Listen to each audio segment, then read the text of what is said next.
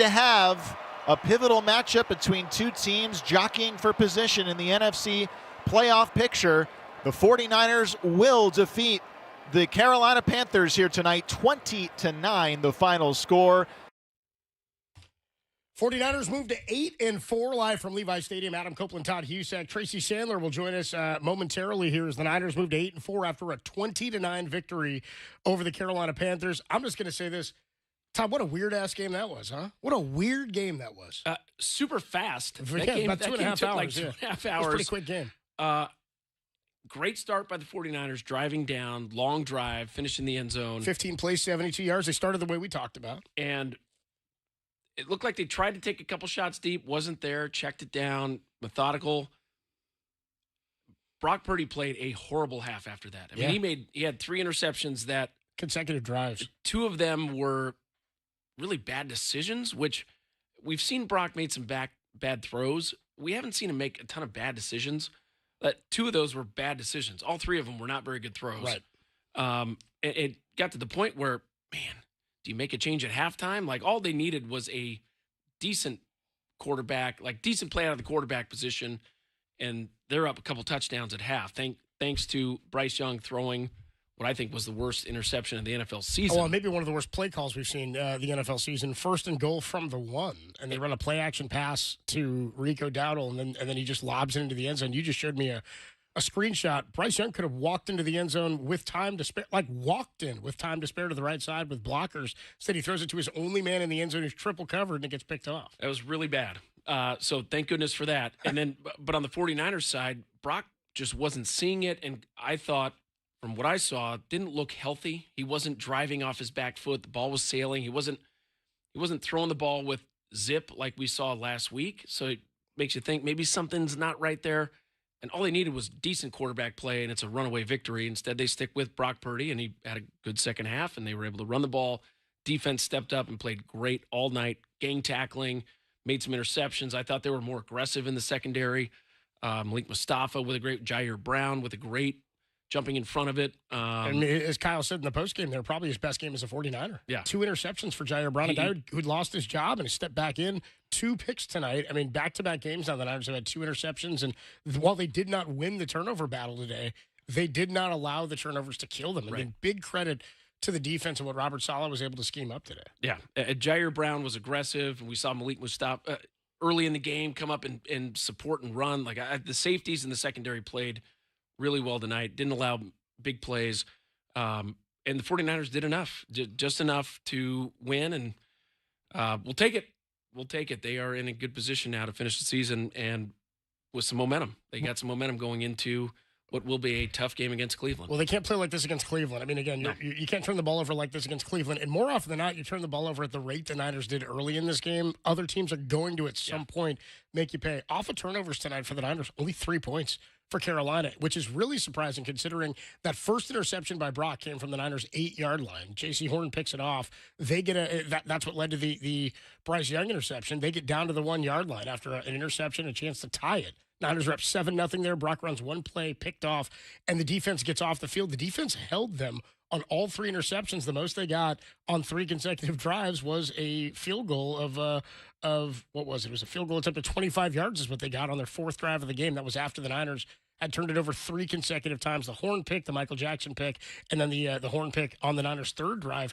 And they were driving. I mean, the one that was intended for Ricky Pearsall, the 28-yard pass that gets picked off in the end zone by Mike Jackson, the second one, that was one where it really felt like, I know he was late on the first one to Jennings, kind of lobbed it, threw it behind him. Yeah. That was one where it consistently near the end of the first half started to feel like he was not seeing the middle of the field, and they weren't confident throwing it between the numbers. The second interception where he had a chance, he had a chance to scramble for the first down easily. He probably had 15 yards where he could have gotten slide in, get the first down. Instead, you can see what he saw. It flashed. Pearsall flashed. He had his man beat, and he underthrows it by 4 or 5 yards. If he had put it out in front of Pearsall, it's probably a touchdown. So that decision, you can question it. If you're going to make that decision to throw the touchdown, you got to throw the touchdown. You can't underthrow it, which led to the interception.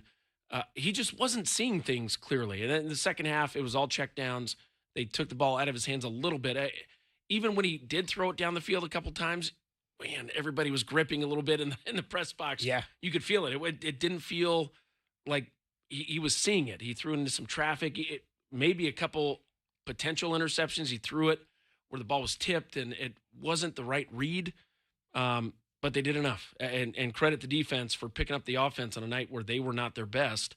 And then Christian McCaffrey and Brian Robinson played well, and George Kittle played really well. And so they did just enough to win against a team that Carolina, they have a good record, but they clearly didn't bring it tonight. He was at 9 for 9, was Brock, in the second half. His longest pass came in the fourth quarter, a pass to Kittle, and it wasn't a long pass through the air. He took it for 19 yards. He ran with it. But to your point, 9 for 9 in the second half, and it did seem like they maybe changed a little bit of their strategy to throw downfield. Kyle Shanahan was asked after the game whether or not the injured toe or the foot or something like that, like you just mentioned, played a role in any of those interceptions. And he said there's no narrative to throwing behind a guy. He said that's not really what came into play there. I was with you a bit where it just looked like he wasn't seeing the field. He wasn't putting enough zip on some of these passes, and it appeared they didn't want him to throw downfield. Now, maybe Kyle's masking some of that because you got to have some gamesmanship. You got to take a look at everything and see how he's feeling after the game, but he said there was no indication of any injury or anything like that. Didn't also sound like there was ever any thought that they were going to take him out at halftime. Now, after the third pick, you had kind of floated that out to me in the press box. You said, maybe you treat it like a pitcher, and you're just kind of like, hey, maybe today's not your day. It doesn't mean you're done with Brock. It meant, hey, you got to win this game. This was kind of a must-win in terms of you can't fall behind Carolina in a head-to-head when it comes to that tiebreak. They ended up sticking with him, changed a little bit of the game plan. It was all McCaffrey and Kittle in the second half. I'm fully committed to Brock Purdy being the quarterback for the Niners. Of course. But guys get pulled, maybe more so in college. I got pulled in college. Chad Hutchinson, the quarterback ahead of me, got pulled at halftime. Sometimes you just don't have it. The offensive coordinator might, hey, we need to go with somebody else who can give us a chance to compete tonight. And I thought that wouldn't have been a bad move. Mac Jones, what he's shown is he doesn't make the big mistake. And that's what they needed to avoid, the big mistake, which allowed Carolina to stay in that game. Yeah. And again, thank goodness for Bryce Young making a huge mistake on the 1 yard line. But if the 49ers had just played decent, not turn the ball over, keep driving the field, check it down or scramble, if Brock had just scrambled and kept that drive alive, all of a sudden it's a 2 touchdown, maybe 3 touchdown advantage at halftime, and the game's over because based on what Carolina could do. But Brock made some bad plays, and sometimes that would have created the controversy by pulling him and saying, hey, Mac, this is your half. And that's why I think that's kind of why you don't do that. Like I was asking this question before last week's game. I was asking Derek on Dirty Work. I said, what would have to happen in this game with Brock for the 49ers, for there to be a legitimate controversy where the fans say, hey, this is problematic, to where the Niners would really have to consider maybe he's not healthy enough to continue out there, though they want to get him up to speed. I know Kyle said it's Brock's team. I said he'd probably have to throw 3 or 4 picks and they'd have to lose, is what I said about last week's game. This week's game, he throws 3, but he's effective in the second half, and they win the game. Defense played well. Had they lost the game or had they scored a bunch off of those turnovers early, we would have, even if they didn't score off those turnovers, but the Panthers had come back and won in the second half, I think we all would have been sitting around going, yeah, it could have been a lot worse considering what the defense did for them in the first half. Holding them, by the way, the defense in the first half was spectacular. 5 drives for the Panthers. They went punt, interception, punt, field goal, punt. I mean, hell of a half for the defense. Big time. And by the way, Brock Purdy, they showed the replay on the big screen. We're sitting up in the booth, and they showed it on the replay. He didn't seem, you could see him throw the out route or balls where he had to drive it. He didn't seem to be planting off that back foot and really driving it. He had one in the third quarter to Juwan for a first down on the left sideline where he throws it up the sideline, and even then he hit him high, and Juwan kind of makes something happen. And his back foot is off the ground when he's throwing the ball. He's not planting that back foot and throwing it with the steam that we saw a week ago. So, again, that's just my perspective from up in the booth watching the replay. He didn't look to be 100%. 808, yeah, go ahead. And I think that's when we saw it against Jacksonville early in the season where he was missing behind and high. That's what we saw a little bit tonight in those interceptions. It wasn't the Brock Purdy that we saw a week ago. No, 808 KNBR 415-808-5627, the number to call and to text. The 49ers get a win. They move to 8-4 now in the NFC West, and they are right in the thick of things when it comes to the NFC playoff picture. I mean, we said the race to 10 is kind of where they need to get. They've now got a game in Cleveland next week, a bye week, a game against Tennessee, the Bears, who are right in the thick of it themselves. That's going to be a huge game on Sunday Night Football, and then to wrap things up against Seattle, where, by the way, if Seattle hasn't, sewn up the division, and by all accounts they won't have, at least by week 18. It's more likely the Rams are your division champion if you're to get to week 18 and somebody has sewed it up. But as it stands right now, I'm feeling like you're going to see Seattle starters week 18. I mean, if they're not division winners or locked into a seed come week 18, that game's going to mean something for both teams come seeding. It's not out of the realm of possibility that the Niners are still competing for the NFC West. Yeah, you need some help. You need some help, but yeah, so, Niners keep winning.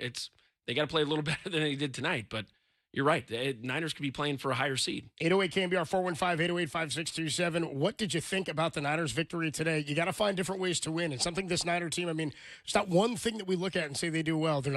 They're big in the pass game in terms of third and pass offense coming into this game. They don't turn it over a lot, but they've done it a bunch in the last 2 weeks, 3 last week, 2 this week. But their chief export right now is this team, regardless of who's on the field, has found ways to win games. Maybe the schedule plays to their favor, maybe not. We'll see how it shakes out at the end of the season here. They're going to play some better teams in the Colts, an elite defense, in the Cleveland Browns, and maybe a weather game, body clock game. We'll talk about that as we get closer to next week. Plus, you got the Titans, who should be a game that you win.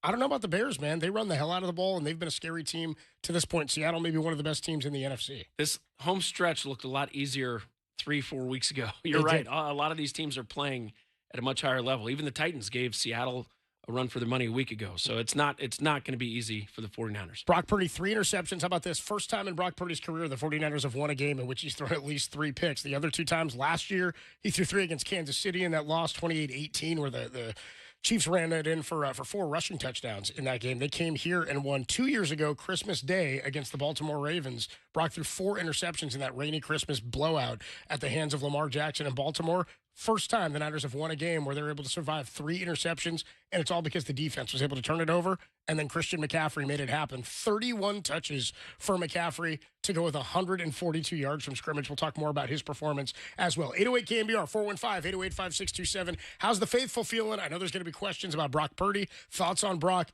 And I'm sure there are thoughts on McCaffrey being in the game with 31 touches as the clock expired. We'll talk more about that. Adam Copeland, Todd Husak, Tracy Sandler will join us. Larry Kruger will join us. And our guy John Dickinson will join us talking about the Niners moving to 8-4. It's perplexing considering what they've lost this year in talent. We'll talk more about this one at 808 KNBR on the Sports Leader.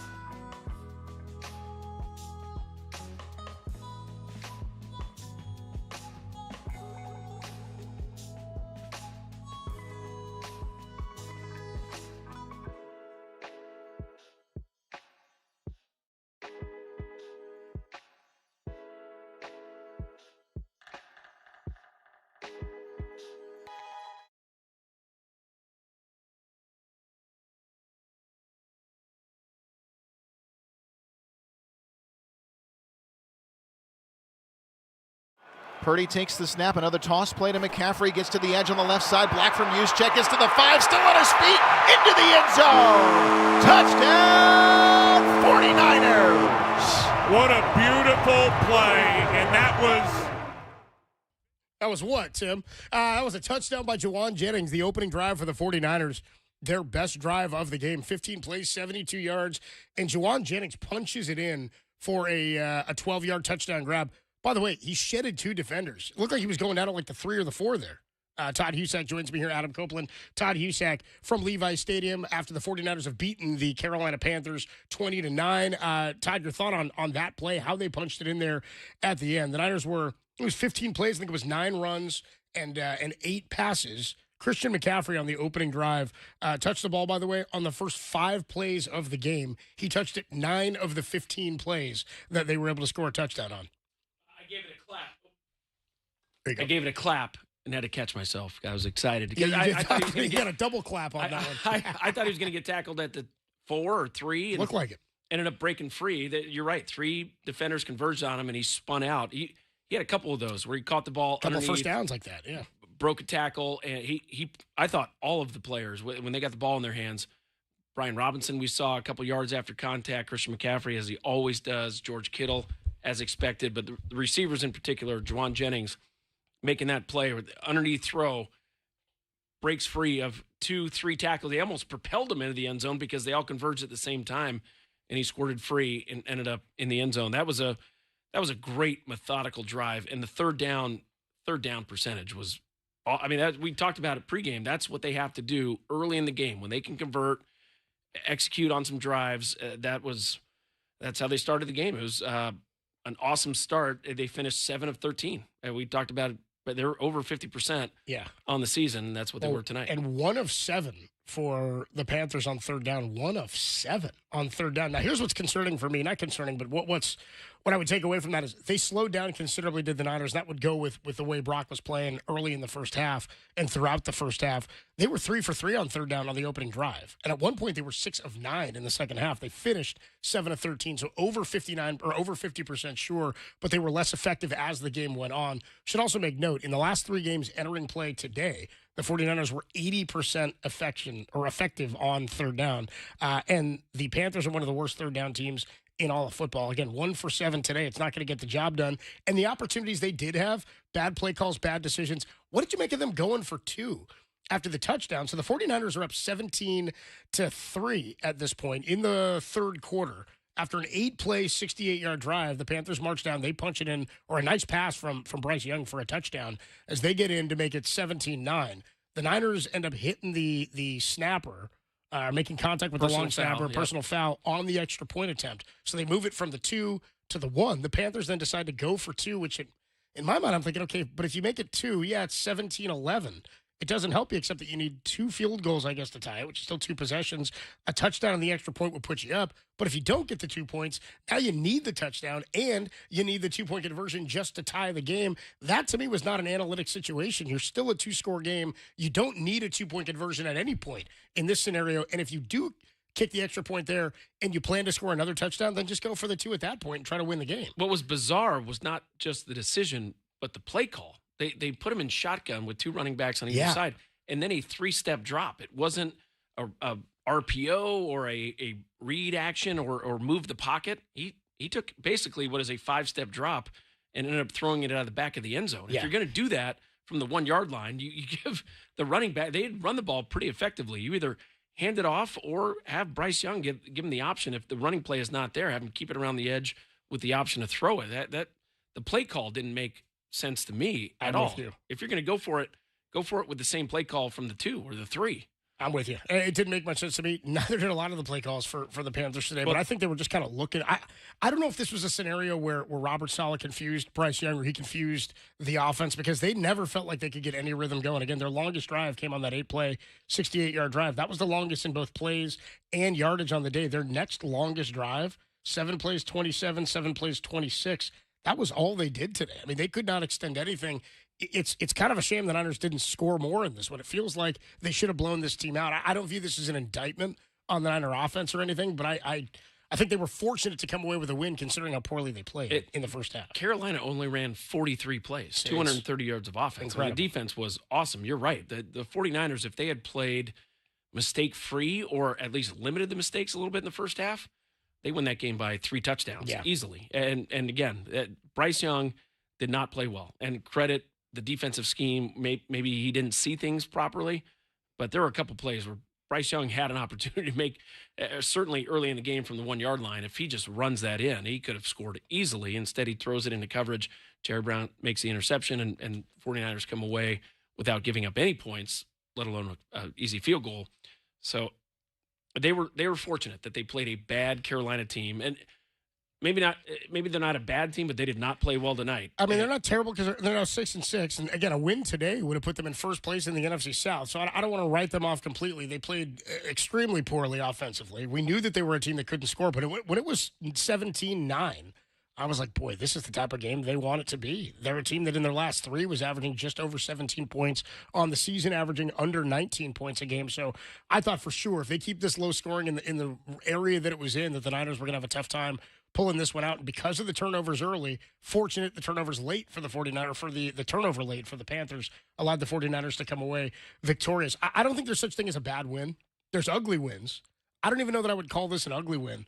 It was a weird win. It was a necessary win.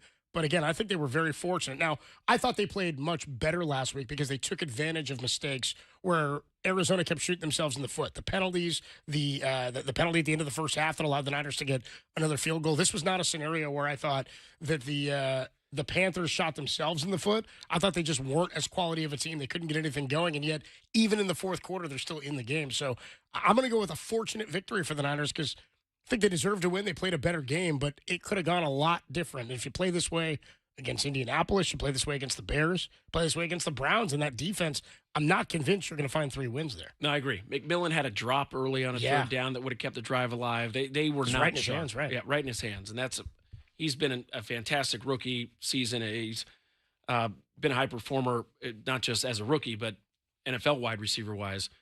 And so the 49ers have to get it together as they go to Cleveland. It's the weather report right now, 38 degrees and rain. They've got to be sharp and take advantage of some opportunities. I love the aggressive defense. I thought the secondary was jumping in front of balls, and we saw not a great pass rush, but enough. We saw it a little late where they got to Bryce Young. They did get to him late. Was that the only sack of the game? I think so. That late one, it was in the fourth quarter. They pushed him off his spot a couple times, and they moved.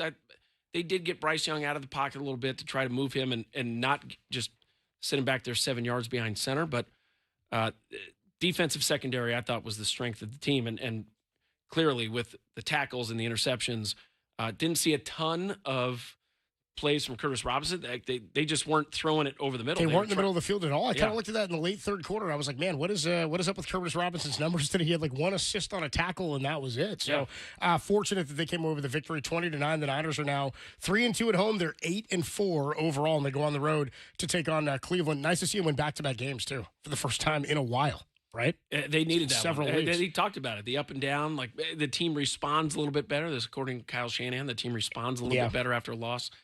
It wasn't a great win, but they took care of business. Defense picked up the offense on a night where they needed it. She was on the other foot for sure. We keep talking about the offense needing to carry. They have done that far less this year than the defense has done for them, specifically in the first half of the season. We'll make the secondary and the defense the difference maker of the game, sponsored by Benjamin Moore Paints. Experience the Benjamin Moore retail difference at our independently owned authorized retailers today or at benjaminmoore.com. 4 interceptions for the Niner defense in the last 2 weeks. How about that? And 2 today for Jair Brown, probably the best game he's ever played as a 49er. We'll talk more about this one. Larry Krueger swinging a bat in the on-deck circle. He's going to join us next and pick apart this one. Krug had a nice snipe before the game. I heard him say, I'm looking for 150 from Christian McCaffrey, 75 and 75. I think he said it on the Greg and Greg show earlier this afternoon right here on The Sports Leader. Christian McCaffrey didn't go 75-75. However, he did go 89 yards on the ground and 53 through the air for 142 total and a touchdown, 31 touches for CMC. We'll talk more about this with Larry Krueger, who joins us next. Adam Copeland, Todd Husak from Levi's Stadium, where the Niners have beaten the Carolina Panthers 20-9 on The Sports Leader.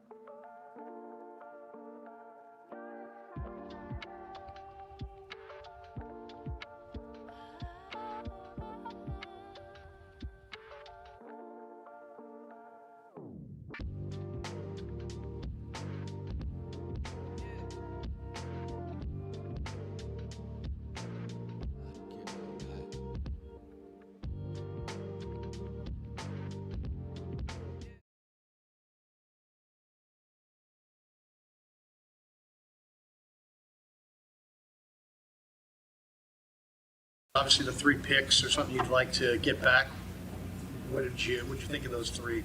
Yeah, I mean, honestly, like the decisions of going to those spots, I was fine with. It's just the execution of throwing a better ball. I feel like on really all of them, I needed to just drive the ball a little bit more, and I kept it up in the air too long on multiple of them. But that's on me, man. I thought our receivers did a great job of getting separation and winning, and so it's just execution-wise, I got to throw the ball more on a line and put it there. So. As voice of Brock Purdy, following the Niners' 20-9 victory over the Carolina Panthers, Adam Copeland, Todd Husak, Tracy Sandler with you, and joined now by Larry Krueger, The Krug Show, and of course, you get the Niners Nightly, 6 to 7 on the Sports Leader.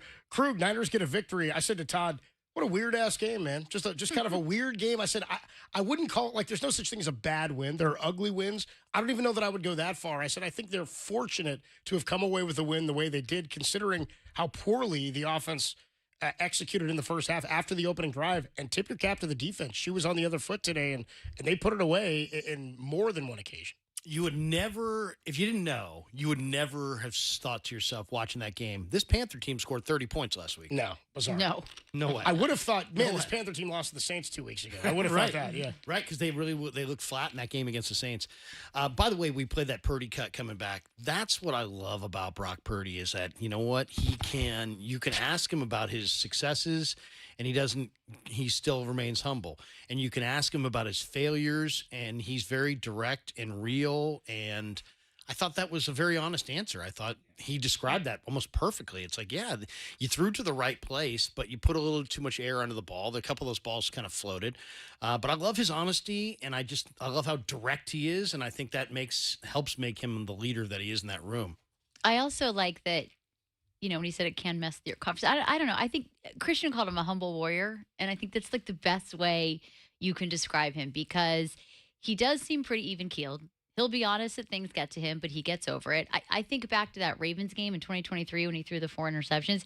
He basically said after that game, I let the MVP talk get to me. I mean, he didn't say it in those exact words, but it's basically what he said, and there is an honesty and directness there and transparency that you just don't see a lot of. But I also like Brock Purdy that he got over it and he got through it. And I thought what Christian said was funny in that there's nothing to really say to him. Christian said, if I fumble the ball and someone says, catch the ball, like I just want to knock them out. Like there's nothing they can say to me. We're professionals and this is what we do. But I think sometimes we, the fans, we forget that they are professionals. This is what they do. And throw 3 interceptions in a game, you got to go back out there and not throw a 4th. And that's basically what they do.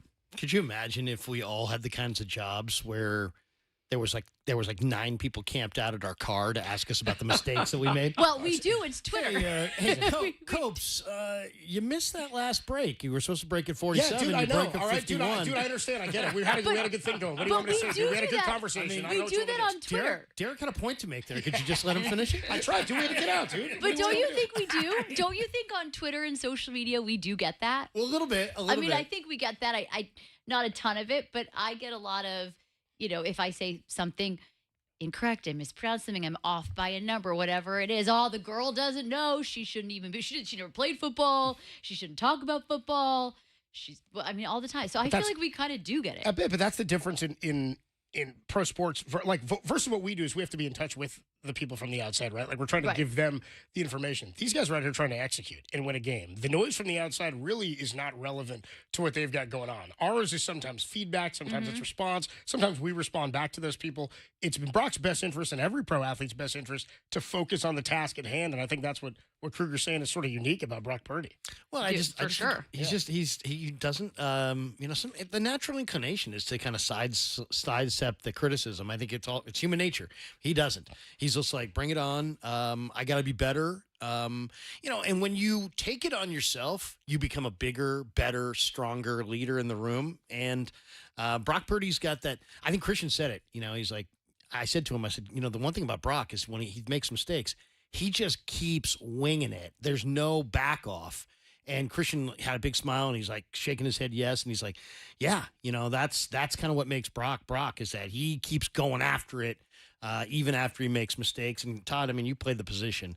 When you've thrown 3 picks in a game, what does that feel like? I mean, what are you thinking about? Are you holding the ball a little tighter? Are you trying to make sure that the next pass is absolutely complete? Are you being safer? You know, I mean, what does that do to you? 100%. You want to limit your mistakes after that. We saw it early. He wasn't seeing it. He wasn't throwing it. Like that third interception where the safety comes from the backside. If he had held that ball for another half a count and let the wide receiver clear that safety, it's probably a touchdown. He hits Pearsall on the back end, and there's no safety deep. So he just wasn't seeing it. But you're right. There's something to I've prepared. And I think that's the key is, are you prepared for this game? Have you done all of the work, not just this week, but the last 4 years? Have you studied the offense? You know the defense.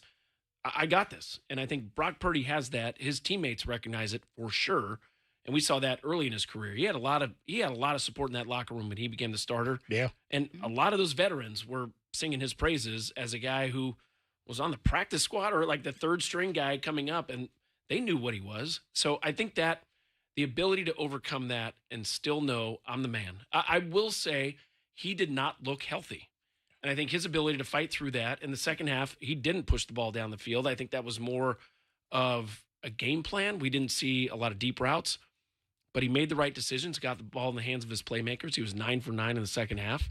And so he was able to overcome what was a really bad first half, one of the worst halves of his NFL career. But he was able to bounce back, make the right decisions, make the throws, and lead the team to victory. First time the 49ers have won a game where he's thrown 3 or more picks, and Todd knows something about that. Gosh darn it. I found it, dude. Well, I threw 4 against Washington State. You did lose that one. And by the way, they scored 28 points, and did they all turn into Ryan touchdowns? Leaf's last game, they carried him off the field. Hold on. Before he played in the Rose Bowl against Michigan, you mean? Correct. Yeah. That was a pretty good Wazoo team. Quick story.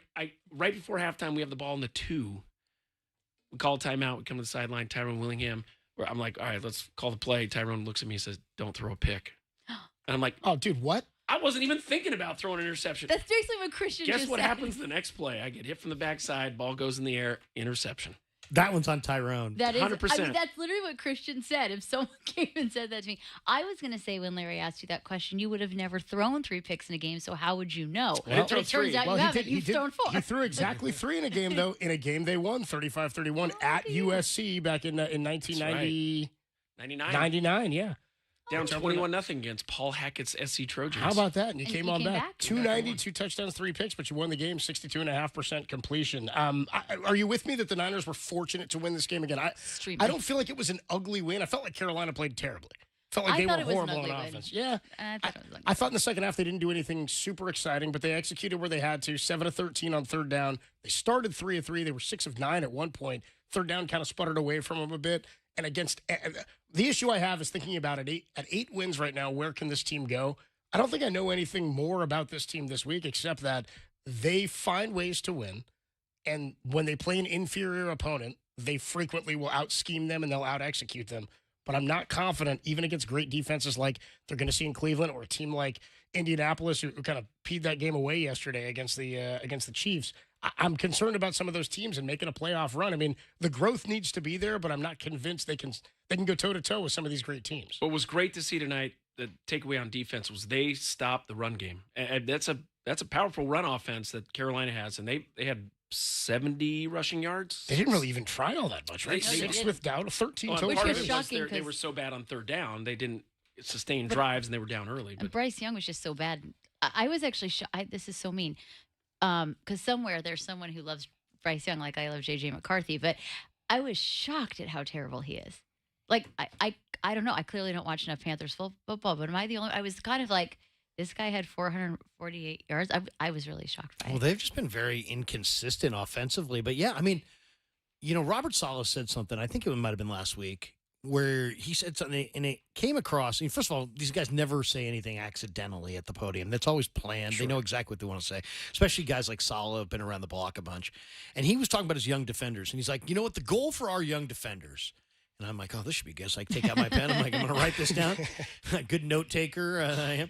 And he's like, we need to be peaking in January. And I was like, as I'm writing this down, I'm like, that's the kind of thing that you say for effect. You know what I mean? That's the kind of thing that you say so the guys read that. Because who knows if you're even going to be around in January. Well, they do have a game January 3rd or 4th, in fairness. So no matter what, they have at least one. But I mean, it was like his way of saying to his guys, hey, guys, damn right we're going to be playing in January, and damn right you guys are all going to improve between now and then. And by the time we get there, you guys are going to be peaking. And it's like, you got to bring the group along. It's like you're the teacher, and this is mid-semester. You got to bring the group along.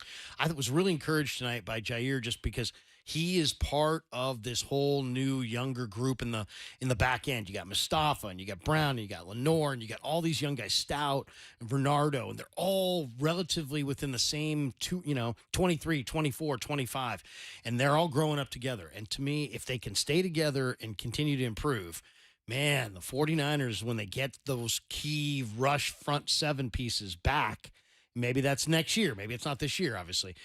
They're going to have a really special defense because the back end's going to grow up. They're going to grow up together. It's going to be tight. It's going to be they're talented. I think we're starting to see baby steps there, and that's a great thing. One of the other things we talked about pregame is having a secondary that's more aggressive. We saw it tonight. Yeah, Jair Alexander jumping in front of that crossing route. Jerry Brown jumping in front of that crossing route and making the play. Like that was an aggressive play. He could have just gone for the tackle. He put his foot in the ground and jumped in front and made the play. And I think that's what you have to do when your defense is going to give up long drives. You got to make some big plays, and they did. We got to take a quick break. Krug, you want to stick for another? Sure. This is how you do it to a guy. You ask him on the air, then he doesn't have a choice. Adam Copeland, Todd Husak, Larry Krueger, Tracy Sandler with you. Otherwise, he's screwing us. You know what I mean? We'll take a quick break. The 49ers. I refuse to stay. That's why he's the time of possession leader on the Sports Leader. Niners beat the Panthers 20-9. Adam Copeland, Krug, Todd Husak, and Tracy Sandler. We'll talk more about this one next on the Sports Leader.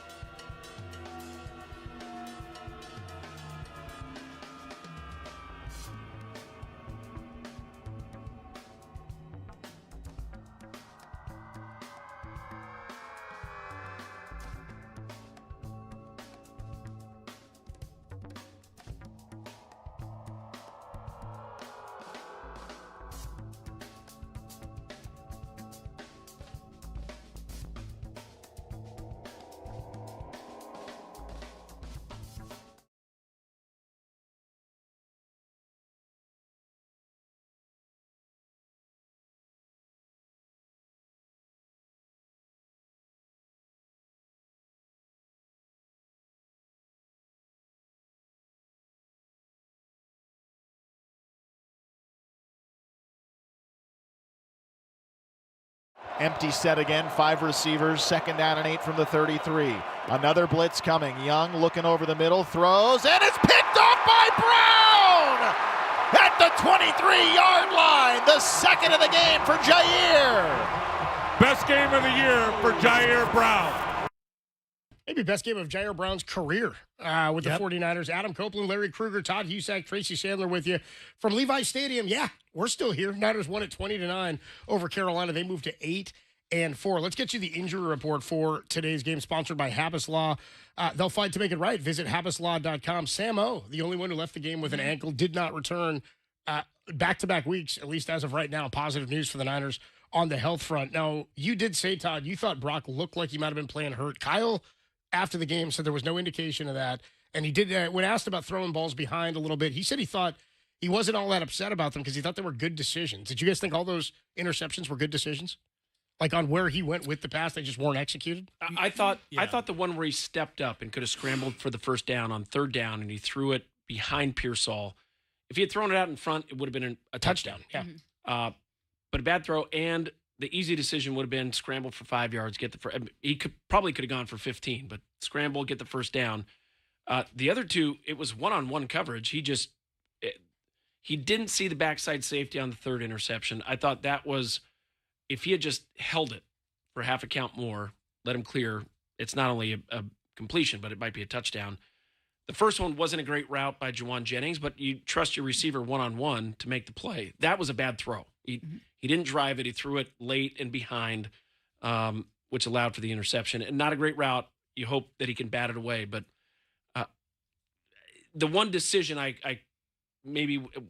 guessing he's going to watch film and wish he had back was that one where he scrambled up and threw it to Ricky Pearsall.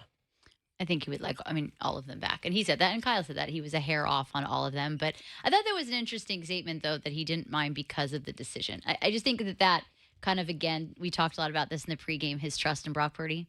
And I think that, to me, Jimmy Garoppolo threw 3 interceptions in the first half of a game. Against Miami. But I'm just saying, if With he that did ankle, and then they lost, he would not be up there saying that he thought he made good decisions. I think that's fair. And the funny thing about that is Jimmy was hurt in that game. He couldn't plan on that back right foot. The Brian Allen game, as you remember. Right. Well, sorry, I just want to say that Brock did also talk about the toe and said it wasn't an issue. So I know he's not going to get up there and say it was, but I don't know. Yeah, he's gutting it out. He's gutting it out. He's not 100%. There were a couple other throws that Todd and I were talking about. The one to Jennings on the left side where he threw it real high and he was kind of by himself. He had to scramble for the first. Well, I'm not even talking about the result as much as when they showed the close-up of his lower body mechanics. Yeah. That you could see that he's not really planting and driving off that right foot. So he's getting – some of his throws are all arm. I didn't have a problem with the decisions. There's the decision that you make, and then there's the execution. And I think it was more execution issues. I thought two of the balls that he threw that got picked, they were just, not a lot on them and in the middle of the field. And to me, that's the kind of the common denominator of bad things happening to quarterbacks. If you're kind of late, if you're a little bit off target, if you don't have a lot on it, and you're in the middle of the field. And there was let's be totally honest about this. When they go back and watch that film, you're going to see the potential for interception 4 and 5 on that film. Mm-hmm. Oh, for sure. Because I wrote it down in my notes. That could have been interception 4. That could have been interception 5. So, obviously, you're not going to mark him down on the interceptions you didn't make. But, you know what I mean? It's like, that's what Kyle's looking at the whole thing. He's looking at the decisions and he's looking at everything. So I think this was not one of Brock's better games. He had a couple balls that he wishes that he probably could have back, that he probably didn't have enough on. But overall, it's how you react after you fail. And then he didn't, some guys just keep going down this nightmare run. He keeps winging it, keeps going. And there was another half of football to play. The Niners didn't look good in the first half against the Detroit Lions in the NFC Championship game, but they still won that game. So it was a different team. It's a totally different team. But as far as like Brock had to make some incredible plays in the second half of that game and did. And so I like the way, to me, that's my takeaway from this, is just how well Brock Purdy seems to be able to flush the bad decisions that he does make. I will say what makes Brock great is his accuracy. And it's a completion. He puts it on the upfield shoulder, right above the waist, right where it has to be. Or the back, he has to throw it on his back hip because the safety's out in front. He does that consistently when he's healthy. That was not there tonight. He was not as sharp as we've seen him, not only this season, but over his career. And so I think that's where maybe he's still a little hurt. Maybe he wasn't feeling 100% tonight. Hopefully the bye week he's able to get back to where I thought last week he looked more like Brock Purdy, that guy who's super accurate, who puts it at the right spot on time. It wasn't there tonight in the first half. Well, and I think Kyle did say a few weeks ago he's going to be dealing with this the rest of the year. Like, as even when he's healthy, he's not going to be 100% healthy. So it's as healthy as we can get him to be. So I think going forward, as you look at these future games, and you touched on it earlier, Copes, but this is the stuff that against the Cardinals, against the Panthers, they can overcome. You can get away with. You can get away with. Let's take Cleveland, and we can talk more about Cleveland, even though I think we all have differing opinions on it. Take Cleveland and the Titans out of it. I don't know that you overcome it with the Colts on the road, and then the Bears in a primetime game on a short week, and then the Seahawks. And you have 3 teams. They're going to be playing 3 teams that are fighting as well, because I think all those teams are going to the playoffs, but they're all going to be fighting for something, seeding, division, whatever. So that's the stuff that we'll just see as the next several weeks go on. But that's why it was so important. They won last week. They won this week. They have to win these games that they should win. So we look at the rest of the games, and probably the one they should win is the Titans, and the rest of them are a little bit of a toss-up. No matter how bad you think the Browns are, they do have a really good defense, and they don't do well there. And Kyle Shanahan does not match up well against Jim Schwartz. He has a lot of issues with him. Krug, you not got personal issues. Yeah, but. well, playing them head-to-head. You got to play the games, right? Everybody's out there. Everybody's a professional. How do you evaluate these games for the defense that is young? I mean, you want to look at this and say, what a game for Jair Brown. Last week, you'd say the same for Demo. You had another interception by Malik Mustafa last week. I mean, the secondary's played really well, and we've seen some of these second- and third-year guys really grow. You talked about how good they are.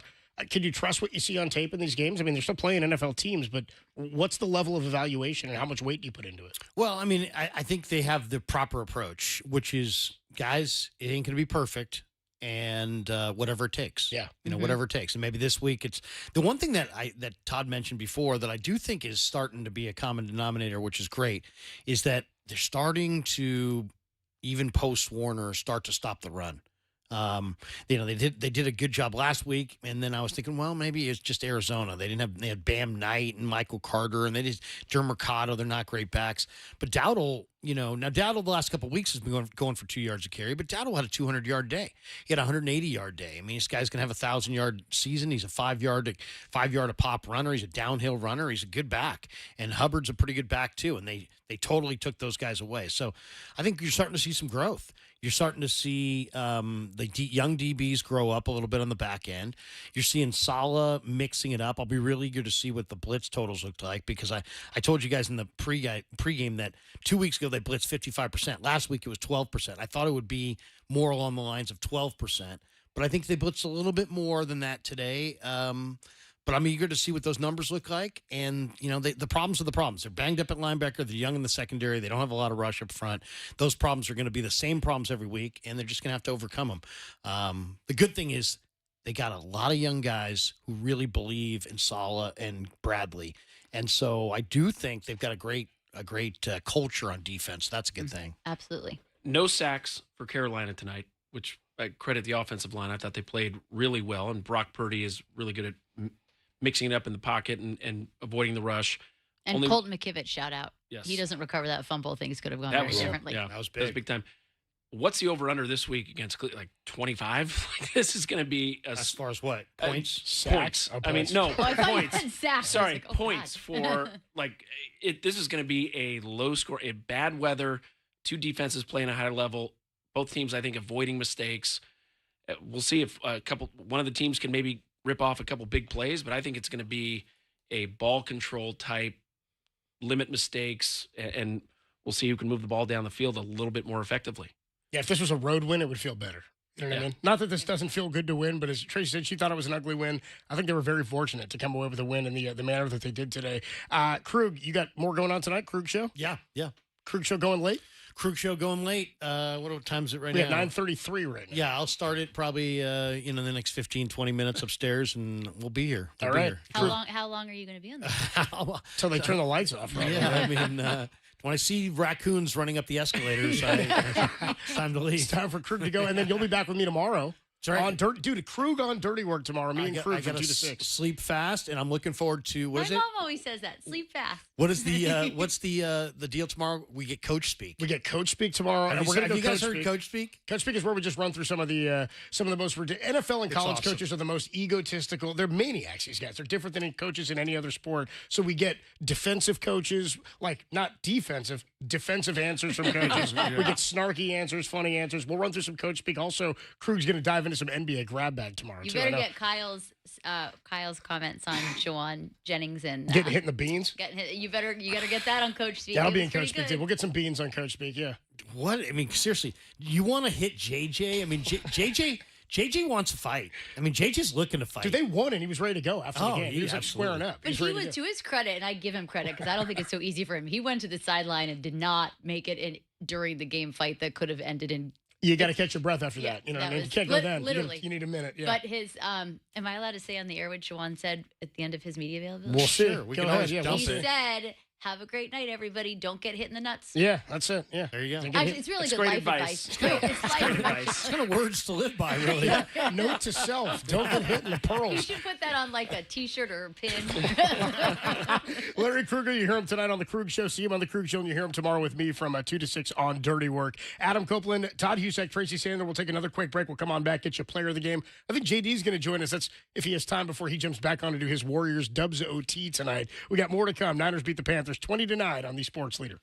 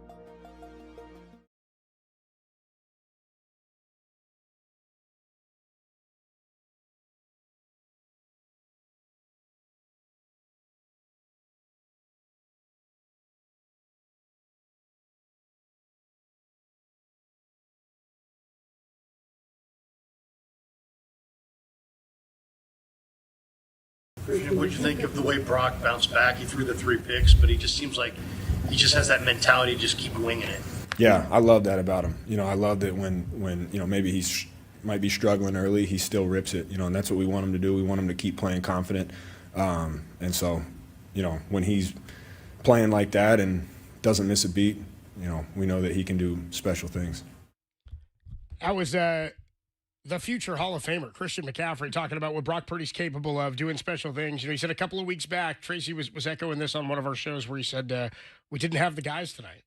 They got the guys. They don't win tonight's game if they don't have the guys. It's true. And Christian McCaffrey is certainly one of the guys. Adam Copeland, Todd Husek, Tracy Sandler with you. John Dickinson going to join us in just a few minutes here. But let's get you the player of the game, sponsored by Bigelow Tea. Grab a mug and tea proudly. Tracy, I'm going to let you start on your player of the game here. I know after the game, you tweeted out the number on McCaffrey, 31 touches, 142 yards. Is he, in fact, your player of the game? He is, but he's always a player of the game. Sure. So I am going to spread it around to someone who It's is not. the McCaffrey of the game, and then we just pick. It's I kind of think like that's what we it's should like do. the Willie Mays World Series MVP. Like, yeah, it's Willie Mays. Somebody's going to get named that. You know what I mean? Yes, Somebody's exactly. getting the McCaffrey award today. And I think obviously it is McCaffrey. However, I'd like to give it to Jair Brown Good because call. it has been up and down for him. And George Kittle said it. There are days the fans don't like him, and he comes in and he works really hard every day. So I am going to give it to Jair Brown. Also because those 3 interceptions are much worse if they score points off them. Defense more held than them to 3 points on those 3 picks. That's impressive, and a lot of that was Jair Brown. So I'm giving it to him. Todd, what you got? I'm going to give it to McCaffrey. Yeah. Offensively, he was awesome as always. 7 catches on 7 targets. He is as automatic as it gets in the passing game, and just keep moving the chains and eat up the clock. It's one of the reasons why Carolina only ran 43 plays. The defense played great, but the fact that the Niners were able to convert on those 3rd downs and just consistently move the ball. McCaffrey, another awesome night. And also, by the way, Christian McCaffrey, he had the ball in the first 5 plays of the game. The Niners went 3 catches, 2 runs to McCaffrey. On that opening drive that went 15 plays for a touchdown, he had 9 touches for 40 yards. So a hell of a drive to open the game for McCaffrey. I will say, Brian Robinson. What do you have, 7 for 40 today? Something like that? Yeah. They gave him some early carries to spell McCaffrey, and he delivered. He's coming on. Yeah. We've seen it the last few games. We're seeing him kind of get into his office. They can rely on him. I do think McCaffrey brings up a bigger question that we may not have time to talk about right now or today, but to me, he's the MVP. I know. It should be. I know it's going to be a quarterback. It's a great call. I think this year, I think that has to be in big consideration. We were kind of having that discussion, Derek and I were this week, because it only goes to quarterbacks now, and then basically offensive player goes to the best offensive player who's not a quarterback, and sometimes if it's like Lamar Jackson last year, it'll go to Lamar Jackson. Jackson Smith and Jigba, I think, is the favorite right now to win offensive player of the year. But I'm with you. Like, quarterbacks are supposed to get it, and McCaffrey's not going to put up better numbers per se than anybody else. But the 49ers have 8 wins right now, and it's not because of anybody other than Christian McCaffrey. Literally. If you have somebody who's pretty damn good at running back, you're not 8-4. You have to have somebody who's a gold jacket guy. And I know they're not going to compare to last year, but we can say we saw it last year. They had no Christian McCaffrey, and you saw it.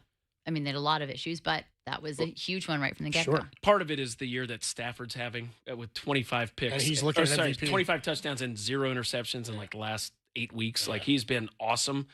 But you're right. You take McCaffrey off this Niners team, do they have 3 wins? I don't even know that they do. Yeah. I think we'd be staring down something like another 6-11 season. You know what I mean? Seriously. So I'm with you. I'm going to go with a name that Tracy said a few minutes ago, but I'm going to go with the unit. I'm going to go with the offensive line. Back-to-back weeks now, it's been imperative they keep Brock Purdy upright. 1 sack allowed in the last 2 weeks. That's the healthiest unit on the team right now is the offensive line. They've been playing really well. Big Burf, Spencer Burford, found himself back in the starting lineup a few weeks back. But Colton McKivitz falling on that fumble, which, by the way, was one of the longest plays of that drive. McCaffrey had a fumble Ruski forward. Guys just kept chasing it down, and McKivitz beats out everybody, falls on top of it. But it looked like 3 times there was going to be a Panther who came away with it deep in Niner territory and maybe even in the red zone. So I'm going to go offensive line as my players of the game, and then a tip of the cap to McKivitz. Also to Mustafa, who I thought had a pretty good game today as well. He laid some wood early in the game. No sacks and 150 rushing yards. That's pretty great job good by the O-line. We'll take a quick break, and our guy John Dickinson, JD, going to join us next year as the Niners beat the Panthers 20-9. They're 8-4 and have a date with the Cleveland Browns. JD loves the schedule game. We'll play it with him next on the Sports Leader.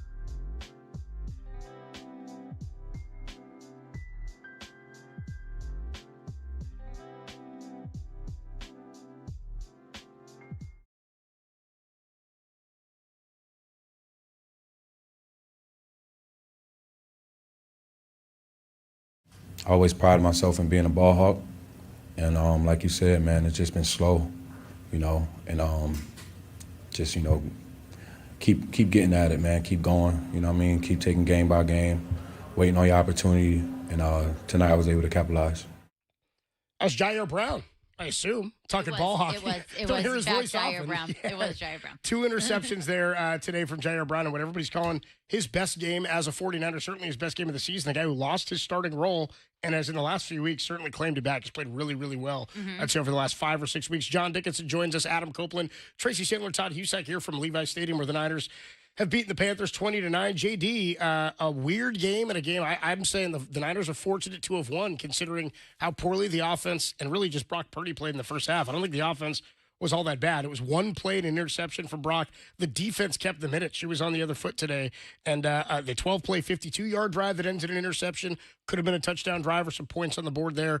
And then the third of the game on their fourth drive, defense kept the minute. I mean, the first 5 drives of the game in the first half for Carolina went punt, pick, punt, field goal, and punt. JD, your thoughts on this one? The defense gets a ton of credit. I think even last week, I know they gave up a ton of yards, but they forced turnovers last week and got off the field. And the reality is, I mean, they are vulnerable, but they have found ways to make it work and compete and do what needs to be done. And we can quibble about Carolina and the kind of team they didn't have a great night in terms of their quarterback play.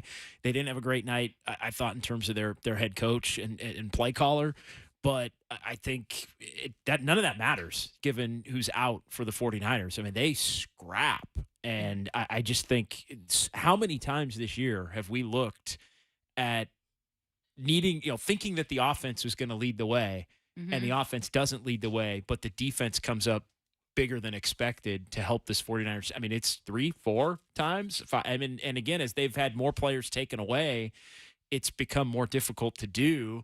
And I think good teams with quality offensive talent and scheme, it's still probably going to be tough for the Niners to win games with their defense like they did tonight, but they're still showing an ability to do it against the right matchup. So that's the big takeaway for me. We can get into Brock and all the other stuff, but it's just impressive, and I think it's Saleh. I mean, you cannot. I mean, to hold that group together, continuing to lose players on every level is just it's impressive. What's amazing? Look at the players that are contributing this week and last week, and go back to week 1 of the preseason, or like even before that. Like who's the starters at the start of training camp to the guys that are contributing now? Half the guys weren't even healthy, or some weren't even on the team. And they've come in and played at a high level, and I think coaching has a huge part of it. And Jair Brown, Tracy, I mean, somebody that lost his job, and then he's asked to do play a different role with that big nickel role. And I mean, the interception that he made in the back of the end zone was tremendous. But he's somebody that we're wondering if he's even going to be on the team a couple of months ago because of the fact that he looked like the odd man out in terms of the safeties. And then they create a hybrid safety linebacker, big nickel type role for him. And it was a little up and down, I think, in that role early, but they've tried to smooth out and find ways. Some coaches, I go back to my time covering basketball, and the first NBA coach I ever covered was Rick Adelman when he was coaching in Sacramento. And he used to always say, some coaches look, and I think this is true no matter the sport, some coaches look at what players can't do, and other coaches look at what players can do. And I think the 49ers have some coaches that, and I think Saleh is one of them. It's like, let's not look at what Jair Brown can't do as a safety. Let's look at how we can use his skill set to try and help this defense. And I think that type of mentality is something that permeates through, I think, the entire team, but in particular that side of the ball. Absolutely. And I think that is what Saleh does, and that's what Saleh has always done. And I think he's learned over the years how to do that better, but that's why this defense has been successful, because he's looked at his personnel, he's looked at what they can do, and he's figured out a way to put them in positions to execute. Has it been perfect? Certainly not. There are certain games that have not been good. They still don't have a pass rush, et cetera, et cetera. But I think the success of this defense is because they are very well coached. And I think it's actually something we've been talking about this team since day one. They are a very well coached football team, even though special teams is sometimes an adventure, but it's gotten much better.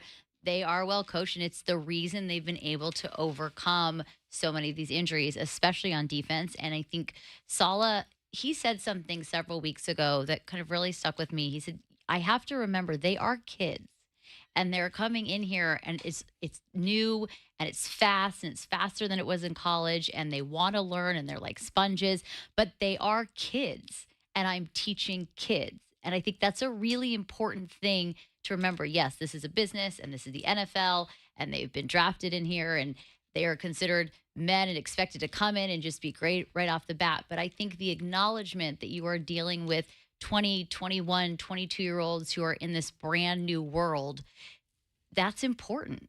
And if you can coach like that and be patient like that and work with people like that, I think that's why they're very successful.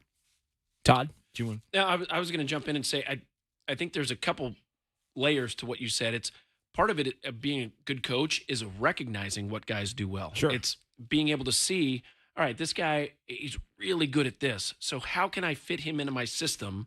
Because coaches have a system, and this is how I've designed and how I call plays, and here's how I like to attack.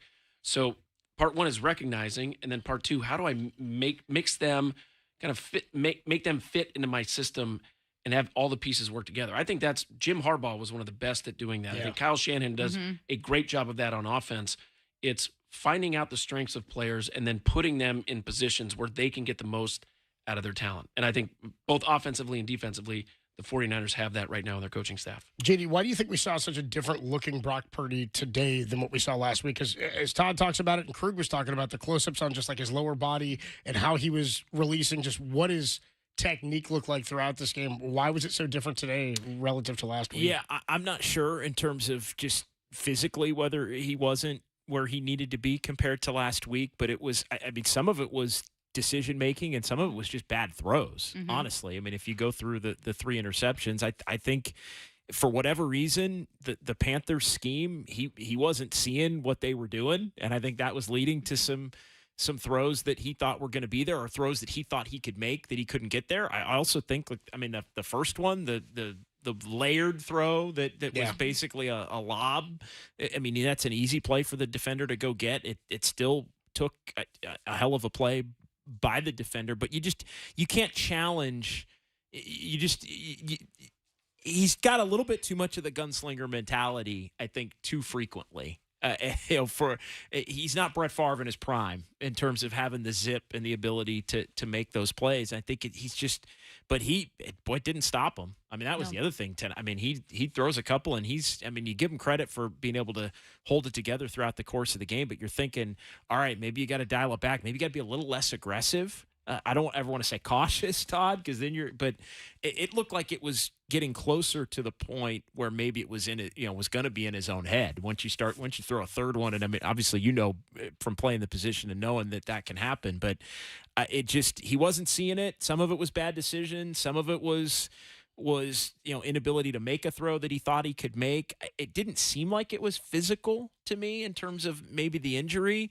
But I give the Panthers credit for making a couple of the plays and scheming it up to a point where put him in that position to make those mistakes. But it's definitely something that's got to be cleaned up. And I do think it was good for everybody that it did get calmed down, before halftime, and then in the second half, the Niners just kind of patiently slog their way along, get the ball to McCaffrey go get the ball, convert enough to keep the Panthers at arm's length, and now you move on to the next week. But it is definitely concerning because Brock looked so good last week and so comfortable last week to have it be such a dramatic difference against a better defense. Let's also be honest, a much better defense. That too. I think the troubling part was he wasn't, and Larry brought it up, he wasn't far away from throwing a fourth and a fifth. True.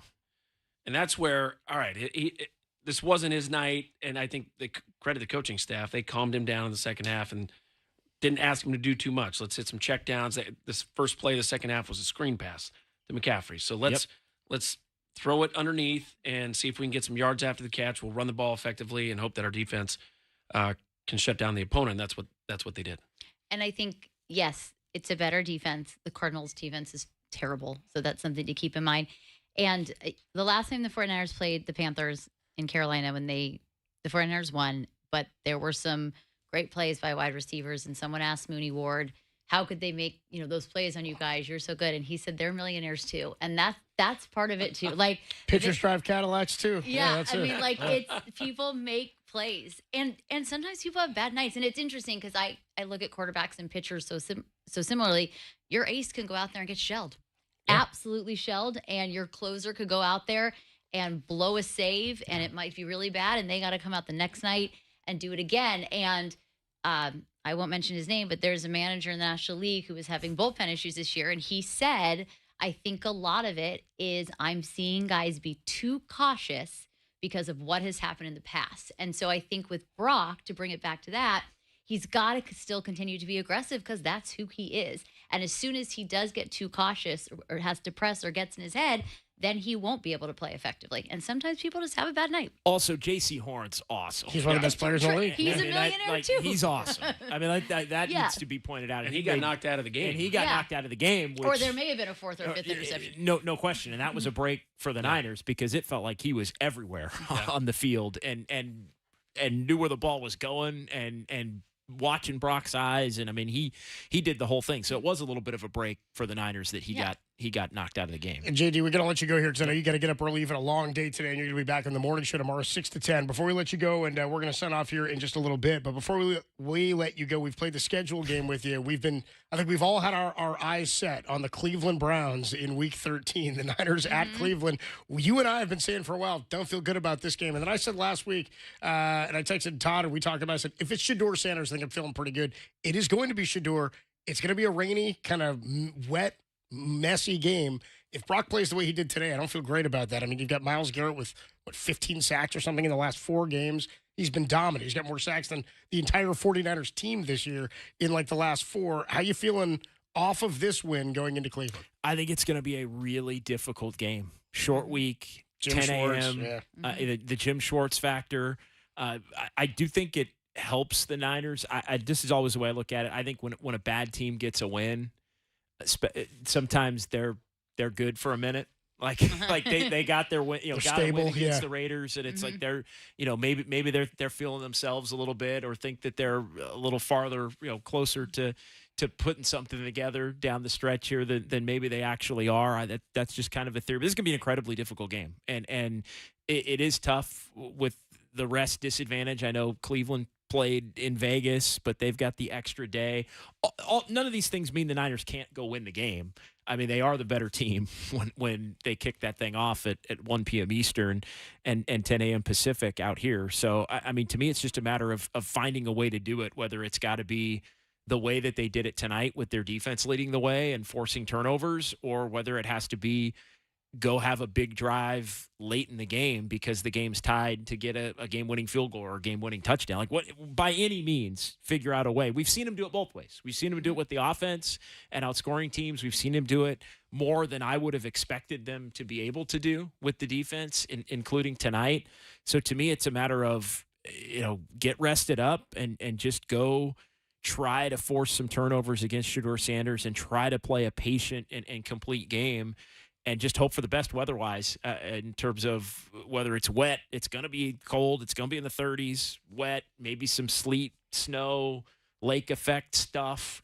It can get pretty ugly coming off the lake there. But you know what? Go handle it, get a win, and get to the bye week. I think the Niners are going to be tasting the bye week, which is a good thing. And like push through, get to the bye, not like see it come and let up. Like, I think that's the one thing, having the bye still ahead, knowing you have a short week, it's just fight, get to Sunday afternoon, and then know that you can hit the reset button for the stretch drive. I love your comment about the Browns getting a win and maybe feeling pretty. Can it be possible for Shedeur Sanders to be even more confident? Like he said, this is a 1 week of practice. Imagine what I can do if I keep building on. And we're like, all right, Shedeur, your best player was like a screen pass. That may be a media thing, Todd, but I just think sometimes those teams that are not. They're not having good years. When you lose 3-4 in a row, you need to get one. Yeah. You get one, and then it's like, all right, and then all of a sudden you're good for a few weeks. That's not a media thing. Those guys are feeling good about a win. They're not making the playoffs. They're feeling themselves a little bit. They don't really care. Like, this season's over for them. Let's take care of Shedeur Sanders. Let's humble him a little bit.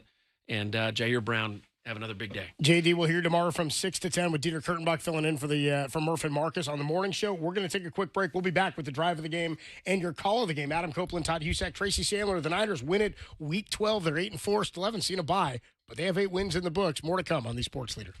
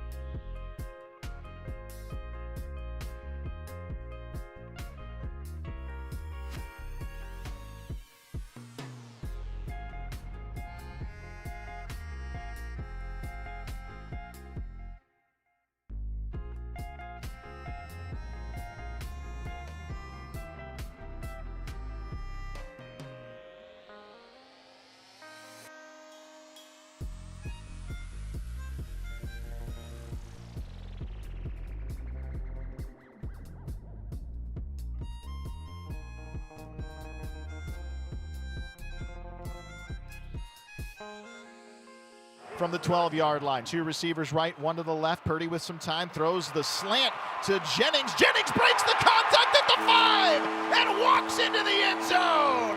Touchdown, 49ers. 4th touchdown of the year for Juwan Jennings. Can you say pinball wizard? I can't say pinball wizard. Tim Ryan on the call there. The touchdown for Juwan Jennings opened the scoring, and it was a pin. I didn't want to call it a pinball, because a pinball would be like, they bounced off him. No, the dude caught it, turned around, and bowled over 3 defenders to step into the end zone on a play I think where we all thought, nice, they got a first down. They're going to be down at the 3-yard line. No, Juwan said, I'm taking this one myself. He punches it in for the touchdown. We'll make that opening drive for the 49ers, which went 15 plays, 72 yards, and that 12-yard touchdown catch, the drive of the game, sponsored by El Cerrito Honda. More than just a car dealership, we're family. Tracy, Juwan Jennings has basically reinvented himself in the last 2 years and now appears healthy, or much healthier than he was at the start of the year. Just your thoughts on that opening drive touchdown. The opening drive touchdown was incredible and very vintage Juwan Jennings. That carry, it's Kittle-esque, where he's carrying multiple people and he's going to get in the end zone. But I think even the last 2 weeks, I mean, everyone's benefiting from Brock being back, but I don't know if anyone's benefiting as much as Juwan Jennings, and that's just a testament to the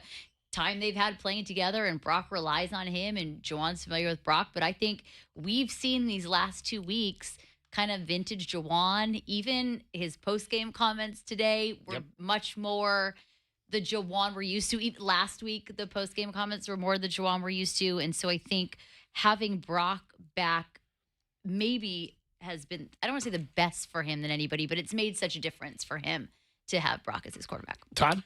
I think if you go down that drive, it's amazing. It's like 3 yards, 4 yards, 6 yards, 7 yards, 6 yards, 4 yards. That's hard. In the NFL, it's hard to consistently move the ball forward that many plays in a row. I mean, bad things can happen defensively. It's hard to execute that consistently offensively. And they got it and just went right down the field and showed them, like, that's what a good offense does. It's There's not many offenses in the NFL that can take the ball opening drive and execute their starters, which they work on, right? Kyle Shanahan has his first 15 or 20 plays. They dropped their list, and they just went right down the field and did it. And it was, there were a couple third downs that they had to get, but that is a good offense, and they're going to have to play that way, I think, the rest of the way. Not a lot of big plays tonight. In fact, very few big plays tonight for the 49ers. So they're going to have to find a way to get it in the end zone against a really good defense next week in Cleveland. But they showed that that's what a good offense does. And it's different playmakers, but everybody executing and moving the ball forward consistently, not a lot of negative plays. That's what it's going to take over the next 4 or 5 weeks to finish in the playoffs. Adam Copeland, Todd Husak, Tracy Sandler. We got one more here. We'll give you the call of the game, and we will put this thing to bed and look ahead to Week 12, the Niners and the Cleveland Browns, which is just 6 days away before the Niners get their bye. What did I say, Week 12? I know, and it's Week 13. It's Week 13, yeah. Which is bananas. Interestingly enough, and again, we always say that, it's like, it's Week 12 or Week 13. Can't believe it's there. We've been here since training camp, and then you go through preseason. It does feel a bit like we've seen more games than that, but I can't believe the NFL season is already on the doorstep of December, which is kind of alarming. Just one note here real quick. Christian McCaffrey has now played 12 games. He leads the league through his 12 games in receptions. More receptions than any player in the league as it stands through 12 weeks. He's at 81. Trey McBride of Arizona is at 80. Puka Nacua of the Rams is at 80. Jackson Smith and Jigba at 80. Jamar Chase, 79. Now, he's played one more game than a lot of these guys. Some of these guys have missed a game as well due to injury and whatnot. So still pretty impressive that Puka Nacua is putting up those numbers in 10 games. That said, of all the players in the top 20 in receptions who have played at least 12 games, Wan'Dale Robinson has 66 catches, and the next most is Stephon Diggs with 61. McCaffrey's got 20 more catches than the third place guy behind him in 12 games and 15 more than the guy who's played 12 at second. I was going to say, none of those other guys have 18 carries a game. No, that's those guys are receivers and tight ends. I'm going to give him the 12. He's been taking the beating through 12 weeks without a bye week, and he's running the ball 20 times a game. Yeah. You know what I mean? That's why I wonder, are they a good offense, or do they just have Christian McCaffrey? I think it's one and the same. I think if you have McCaffrey, you're a pretty good offense. We'll take a break. We'll get to the call of the game next and sign off here from Levi Stadium on the Sports Leader.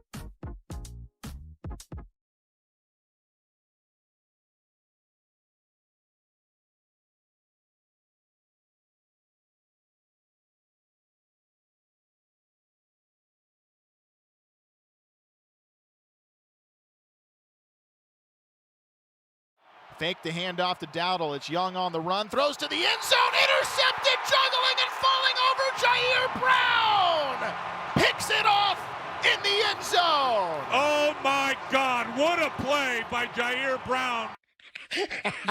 I just love a big Tim Ryan reaction. Oh, my God, what a play. There it is, Jair Brown, his first interception of 2 in this one, and that one was crucial. After Brock Purdy on the Niners' second drive from his own 8-yard line throws an interception on the first play, they get a 1st and goal to Carolina from the Niner 1, and they don't punch it in. They decide to go play action, and as Todd said to me in the booth, that might be the worst interception that's been thrown in the NFL all season. I mean, he could have walked in on that right side by himself. He threw it to one man who was in triple coverage. Jair Brown comes away with the interception. We'll make that the call of the game, sponsored by Merit America. This super opportunity is brought to you by Merit America. Go to meritamerica.org/super and sign up now. Adam Copeland, Todd Husak, Tracy Sandler. Final thoughts here on the Niner win, 20-9 over Carolina. Tracy, we'll start with you, and then your thoughts on this one, just a final thought, and then I want a prediction from both you guys, since I'm not going to see you next week before Cleveland, and we've been talking about it for weeks. So final thoughts on this game, and then give me a Cleveland prediction.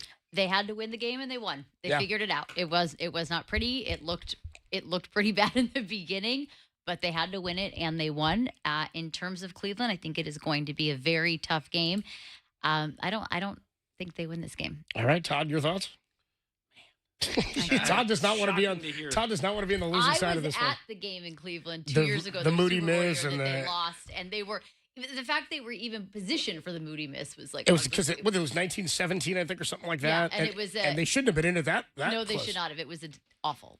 PJ Walker got him. What you got, Todd? Yes, I forgot. Winning in this league is hard, and so you're right. It wasn't pretty. This is part of the schedule. Like, took advantage of it, playing a not very good, despite their record. I don't think a very good Carolina team. They did what they had to. Take the win. It's not easy to do consistently. They won back-to-back weeks. On to Cleveland. I'm looking at Cleveland. They're awful. Offensively, 31st in passing, 27th in rushing. This is a bad offensive team. It's going to take a better game than they played tonight offensively. But I think if they take care of the football, they're a better team. They're a better coach team. I think Cleveland's on the edge of not caring much anymore as the season winds down. They're not going to make the playoffs. I know Shador has some stuff to prove. I think he tries to do a little too much. Let's see a big game defensively again, 2 weeks in a row, and offense just take care of the ball, take care of business, go in, get a win. You're going to grind win. 3 wins into the bye would be massive. With the bye and then Tennessee out of the bye, I mean, you could get yourself to 9 and then staring down a 10-win season with Tennessee after the bye week with 2 to play against a huge rival and a team that fancies themselves a Super Bowl contender in the Colts would be a really good spot to be in. And the Bears. And the Bears. Sorry, I forgot about the Bears. I forgot about the Bears. I only say because I think that's a scary game. It's a very scary game. Sunday night football game, it would behoove them to win Sunday, and that because there's a chance they lose the last 3 games this season. I mean, those are 3 very difficult games. Yeah. So I'm with you. I'm going to go with. First of all, I'm with Todd. I think they won messy in this game. The more I think about it, I guess they did win kind of ugly. But the defense made plays to keep them in it. So it's tough for me to say ugly because I really want to shine the defense. I don't want to say like, they got away with one here. I thought the defense made sure they had a chance to win the game, and I think they deserve the tip of the cap considering how much we've talked about them and their ineffectiveness this season. I think they're going to pull the game out now. I'm feeling better about the game in Cleveland. I think it's a low-scoring game. I'm thinking like 17-10, something like that. But it's all about, can Brock hold on to the ball? Is it going to be his kryptonite is moisture, which is kind of funny to me. You know what I mean? It's like he's like a gremlin. Like, don't get him wet, otherwise something might go wrong. So I'm feeling good about that one. They need more of what we saw last week than what we're seeing now. And you got to force Shedeur to make mistakes. I mean, if you can scheme it Robert Saleh can the way that they did today against Shedeur, I'm feeling pretty good. And I guess my final thought on this is Brock Purdy, I felt like he should have gone. Remember a few years ago when Steve Harvey messed up at the Miss America pageant? And he read the wrong name as the winner. Yeah. And he said, please don't hold it against the ladies. Still a great night. I feel like that's what Brock should have said at the podium. Please don't hold it against the interceptions. It was still a great night. Niners going to win 20-9. Signing off here from Levi Stadium, Adam Copeland, Todd Husak, Tracy Sandler. Thanks to Kyle Harback at the KNBR Studios, Ryan McCarthy, Anthony Garcia, our producer, Tim Webb. Tim, did I miss anybody? Do we have some Kyle Chung back there as well? I don't know. Tim made the schedule, but he doesn't remember. Thanks to everybody who tuned in today. I'll be back with you tomorrow, 2 to 6 for Dirty Work. Larry Kruger filling in for Derek tomorrow. And then we'll be back with you 7 a.m. next Sunday, myself and JD, for Niners pregame against the Cleveland Browns. Signing off here from Levi Stadium, where the 49ers have beaten the Carolina Panthers 20-9, only here on the Sports Leader. Oh, my God.